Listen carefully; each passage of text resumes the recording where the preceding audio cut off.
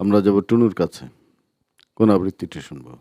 ছায়ানট কাব্যগ্রন্থ থেকে আলতা স্মৃতি। শুনি আমরা। ওই রাঙা পায়ে রাঙা আলতা প্রথম যেদিন পড়েছিলে, সেদিন তুমি আমায় কি গো ভুলেও মনে করেছিলে? আলতা যেদিন পড়েছিলে, জানি জানি তোমার নারীর মনে নিত্য নতুন পাওয়ার পিয়াস। হঠাৎ কেন জাগলো সেদিন, কণ্ঠ ফেটে কাঁদল তিয়াস। মোর আসনে সেদিন রানী নূতন রাজায় বরলে আনি। আমার রক্তে চরণ রেখে তাহার বুকে মরেছিলে।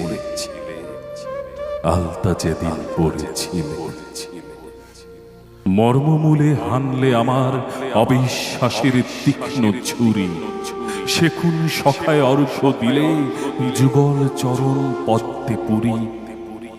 আমার প্রাণের রক্ত কমল নিংড়ে হলো লাল পদতল। সেই শতদল দিয়ে তোমার নতুন রাজায় বরেছিলে।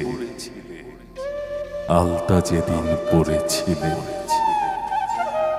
আমায় হেলায় হত্যা করে দাঁড়িয়ে আমার রক্ত বুকে অধর আঙুর নিংড়ে ছিলে সখার তৃষা শুষ্ক মুখে।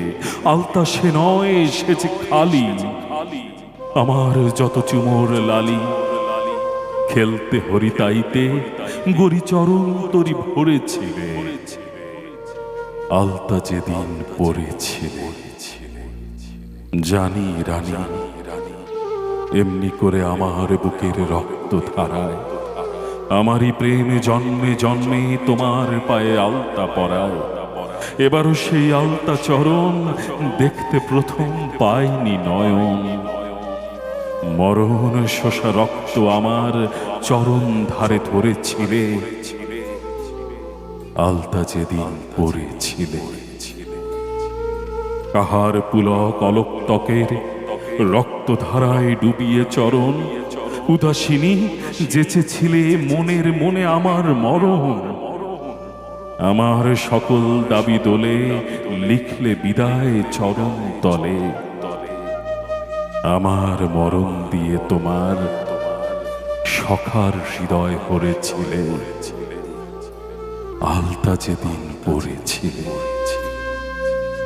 আলতা যেদিন পড়েছিলে। ভালো লাগলো মাহবুবুর রহমান টুনু আপনার এই আবৃত্তিটি। এর মধ্যে নজরুলের জীবনের কোনো কাহিনী আছে কিনা আমরা জানি না, কিন্তু খুঁজে বের করার চেষ্টা গবেষকরা করবেন। কিন্তু আমার কেন মনে হয় তার জীবনের সঙ্গে খুব মিল আছে লেখাটির। আমি যতটুকুন জানি যে এই কবিতাটি লেখা হয়েছিল কবি কাজী নজরুল ইসলাম যখন বহরমপুরের জেলে বন্দী ছিলেন। সেই বন্দি দশায় থেকে তিনি এই কবিতাটি লিখেছিলেন, এবং ওই বন্দি দশায় থাকার সময়ই আসলে এমন কোনো ঘটনা ঘটে গিয়েছিল কিনা সেটা হয়তো ভাবা হতে যেতে পারে। পারে।